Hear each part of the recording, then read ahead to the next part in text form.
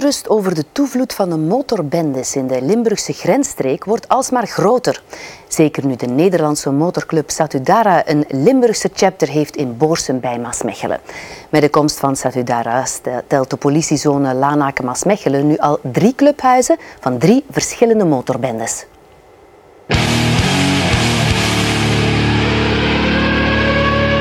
Motorclub Satudara behoort, net zoals de Hells Angels en de Outlaws, tot de one-percenter motorclubs, die zich niet houden aan de wetgeving en dus gevaarlijk kunnen zijn. Deze motorclub heeft nu 1 clubhuis in Boorsum bij Maasmechelen, maar de vrees is dat er meer op komst zijn in de Limburgse grensgemeente. Dat heeft alles te maken met het verbod van de motorclub Satudara in Duitsland.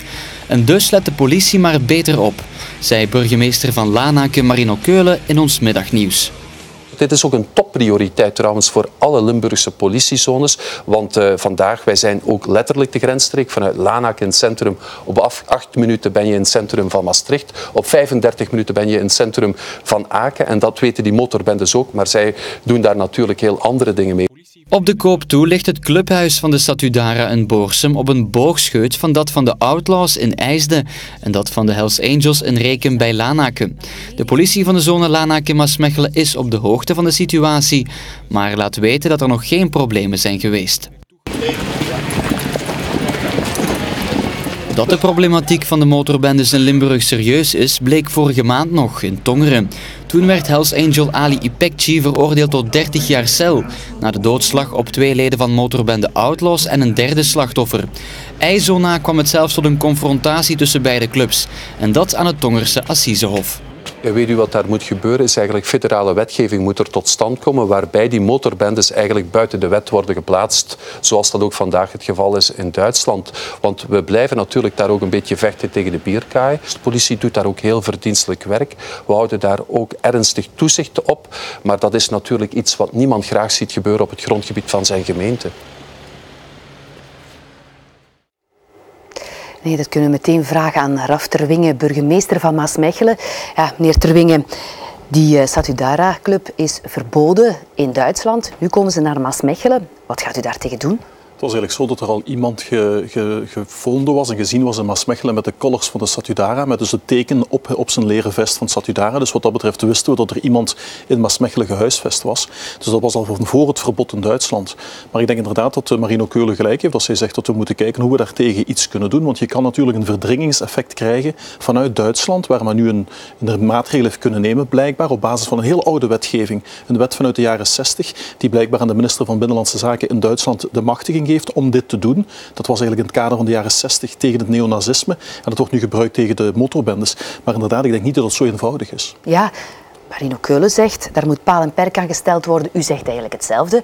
Maar is dat zo moeilijk dan om er iets aan te doen? Ja, toch wel. Dus als je het bekijkt vanuit het federale parlement, zijn we al enkele jaren geleden bezig geweest met wetgeving trachten te ontwikkelen om te komen, tot een verbod. En op dat ogenblik was het neonazisme eigenlijk heel erg actueel, vooral in West-Vlaanderen. Dus het was een beetje dezelfde wetgeving, maar je stoot daar telkens opnieuw tegen de grenzen van eigenlijk de grondwettelijke vrijheid van vereniging. Ja. En dat is natuurlijk heel de afweging die je moet doen. Het is niet zo eenvoudig om daar een wet toe te passen die dan dat toelaat om dan de motorbendes te gaan verbieden. Ja. En daarom dat je natuurlijk probeert, zoals Marino Keulen en ik ook in het Maasland proberen in onze politiezoneproblemen, om het met onze middelen als burgemeester af te duwen en af te stoten en eigenlijk te ontraden. En zo hebben we al in 2013 bijvoorbeeld, in de zomer toen, hebben we op een gegeven ogenblik een samenscholingsverbod gedaan van meer dan 4 motorrijders met collars. Dat was ook een heel duidelijk signaal naar de motorbendes van jullie zijn hier niet gewenst, laat dat duidelijk zijn.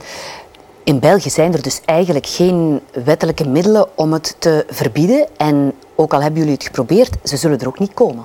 Ja, nogmaals, ik denk dat natuurlijk de maatschappij evolueert en we moeten misschien terug gaan zoeken, maar je zit inderdaad met die vrijheid van verenigingen, dat is een groot probleem. Maar ik denk dat het belangrijk is, en dat is ook wat Marino Keulen zegt, en ik steun hem daar volledig bij ons in de zone, dat je blijft het signaal geven dat die mannen hier niet welkom zijn. Want je krijgt bijna zo'n beetje binnen de bevolking het gevoel van, ja, er gebeurt toch niks, er is niks aan de hand. Maar men moet goed beseffen dat dat toch wel criminele bendes zijn die bezig zijn met criminele activiteiten. En dat is nooit goed voor een bevolking, dat is niet goed voor Maasmechelen en ook niet goed goed voor de jeugd van Maasmechelen, laat dat duidelijk zijn. Dus we moeten daar keihard tegen optreden. En we zullen dan moeten zoeken naar een aantal gemeentelijke, administratieve of andere mogelijkheden die we hebben om dan op te treden. En nogmaals, dat samenscholingsverbod, dat was eigenlijk uniek in Vlaanderen, wat we toen in Maasmechelen hebben gedaan, ook in Lanaken, om te zeggen van jullie mogen hier niet samen rijden en daardoor krijg je een ontradingsbeleid. En dan verdringen we natuurlijk de problematiek weer verder. Maar ik denk eerlijk gezegd dat we verder moeten kijken, want anders gaan we het uit onze gemeente verdringen en de andere burgemeesters gaan hetzelfde proberen. Ik denk dat je bijna moet gaan kijken naar een soort Europese aanpak van heel de problematiek. Ja, daar wordt het hoog tijd voor dan natuurlijk. Maar eigenlijk loopt het wel de spuigaten uit, hè, met die clubs, met die motorbendes. Pas nog is een Hells Angel veroordeeld tot 30 jaar cel, moord. En heeft u daar angst voor wat er nu te gebeuren staat? Ja, de feiten natuurlijk die aanleiding hebben gegeven tot de veroordeling van enkele weken geleden, die waren al veel ouder. En dus ja, ook dat heeft natuurlijk ook op de bevolking gedrukt en men was daarmee bezig, denk ik ook bij ons in de gemeente.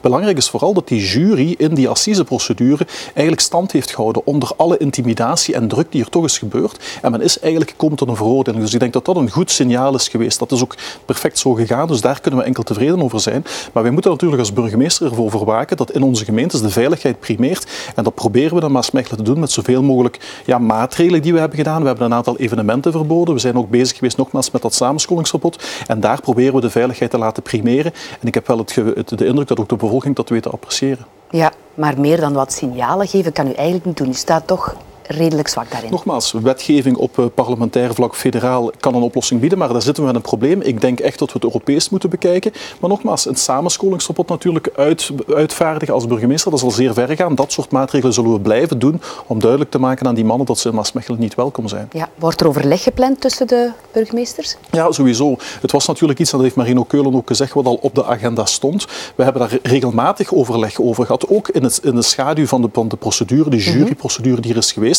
Omdat dan ook natuurlijk een alertheid was bij ons in de zone. En er zal verder ook maatregelen genomen worden. Maar nogmaals, ook parlementair zullen we in Brussel verder kijken wat we kunnen doen. En misschien moet het op een Europese agenda geplaatst worden. Oké, meneer Terwinge, bedankt voor uw uitleg.